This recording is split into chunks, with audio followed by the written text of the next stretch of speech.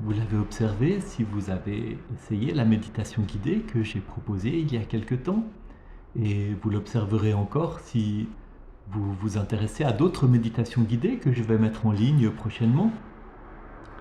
Toutes les pratiques méditatives, et particulièrement le yoga nidra, travaillent énormément avec le souffle et avec la conscience. Le souffle et la conscience ensemble, le souffle et la conscience du souffle. La conscience, c'est l'énergie ultime qui est à la base de tout ce qui existe et qui donne à tout ce qui existe son sens et sa valeur. Dans plusieurs traditions, celle du tantrisme, celle du bouddhisme, plusieurs traditions de l'hindouisme.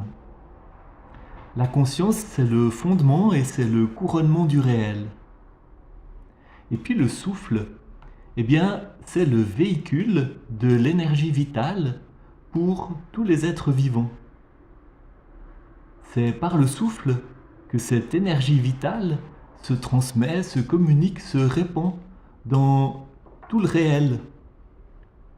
Quand je médite et que je travaille avec le souffle et la conscience, ce que je fais en fait, c'est que je laisse entrer en moi, je m'ouvre à ce que l'hindouisme appelle le prana.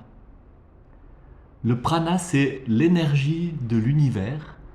Et quand je travaille avec ces techniques du yoga nidra qui font appel au souffle et à la conscience, j'accueille en moi l'énergie de l'univers. Je l'invite à pénétrer dans toutes les fibres de mon être. Et je m'ouvre ainsi à ses effets, à son efficacité en moi. Cette énergie, elle vivifie, elle libère, elle guérit, elle fait du bien. Elle suscite les prises de conscience, la créativité, elle éclaire les recoins, elle fait grandir.